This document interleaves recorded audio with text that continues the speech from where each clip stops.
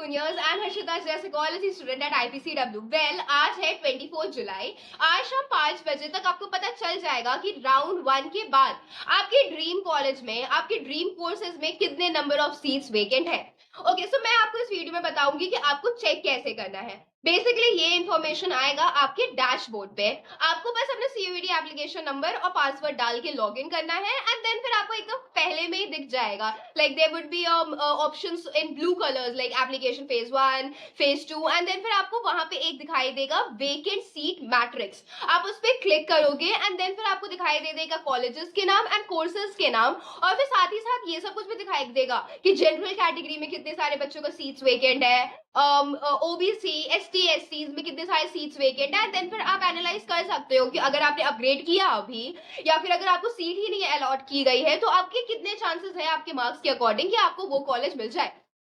Other than that, अगर मैं आपको बताऊं कि आपके पास कितना टाइम है आपके पास कि आप सीट्स को रीऑर्डर कर सको। सो आज शाम जब 5 बजे आपका वेकेंट सीट्स की पीडीएफ का अनाउंसमेंट होगा, उसके बाद आपके पास टाइम है कि आप उसे रीऑर्डर कर सकते हो टिल 25 जुलाई 4:59 PM। आप आराम से रीऑर्डर कर लो उसे अपने चॉइस के अकॉर्डिंग। सी, अगर आप उन बच्चों में से हो जिन्होंने ऐसा किया था कि top colleges and top courses तो रखे थे लेकिन बीच का जो उनका प्रेफरेंसेस है वो वीक है, ठीक है, यानी कि आपका सिचुएशन इस टाइप का है कि लेट्स से कि आपको 38 प्रेफरेंस मिला है आपका, आपका 26 27 प्रेफरेंस बहुत अच्छा है, लाइक चांसेस भी है कि वो मिल जाए, लेकिन आपका जो 28 और 29 प्रेफरेंसेस है वो काफी बेकार कॉलेज है, काफी बेकार कोर्स है जिसमें आप इंटरेस्टेड नहीं हो। तो उस सिचुएशन में क्या करें? देखो, आपको आपका करंट कट ऑफ गैप तो पता ही होगा कि मे बी 10 मार्क्स का है, 15 मार्क्स का है, 20 मार्क्स का है, एंड देन फिर अभी आपको ये भी पता चल गया कि आपके प्रेफर्ड कॉलेज या आपके प्रेफर्ड कोर्स में कितने नंबर ऑफ सीट्स वेकेंट है। लेट्स से कि आप जनरल कैटेगरी के स्टूडेंट हो,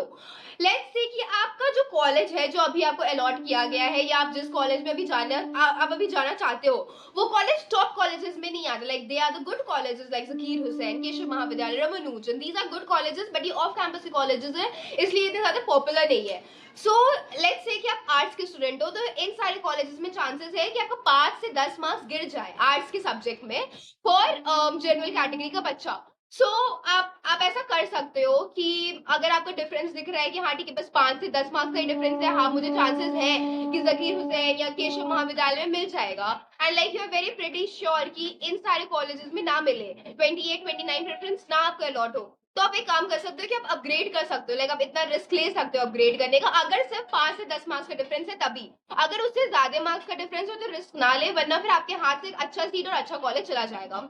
अदर देन दैट, अगर आप उन स्टूडेंट्स में से हो जिन्हें अभी तक सीट ही नहीं अलॉट की गई है, तो मुझे बहुत सारे बच्चे पूछ रहे थे कि दीदी राउंड 2 में क्या हमें फिर से प्रेफरेंसेस बनाने का मौका मिलेगा? नहीं, आपको फिर से प्रेफरेंस लिस्ट बनाने का मौका नहीं मिलेगा, आपको बस ये मौका दिया जाएगा कि आप अपने जो भी कॉलेजेस है ना उसे कॉलेजेस या कोर्स को आप रीऑर्डर कर ले। सो आप ये कर सकते हो कि आप टॉप कॉलेजेस को एकदम टॉप में रख देना एंड देन जो आपके backup courses and backup colleges थे उसको एकदम नीचे में रख देना, मीडियोकर कॉलेजेस को मीडियम मतलब मिडिल में रखना, वैसा कुछ और कुछ नहीं, आपको न्यू प्रेफरेंसेस बनाने का मौका नहीं दिया जाएगा। लास्ट राउंड जो मेरे पास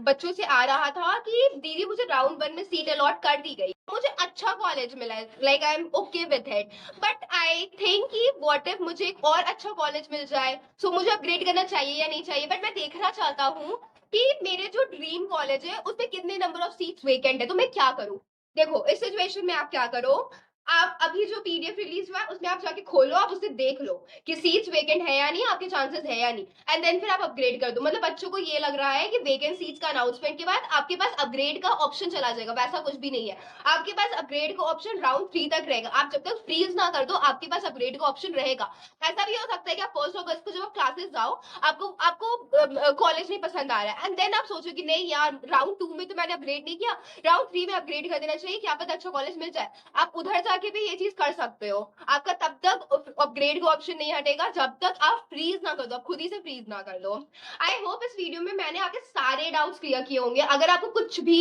डाउट है related to vacancy, related to preference list, related to Delhi university admissions, आप मुझसे पूछ सकते हो कमेंट सेक्शन में या फिर आप मेरे इंस्टाग्राम चैनल पे मुझसे जुड़ सकते हो। Bye bye and take care.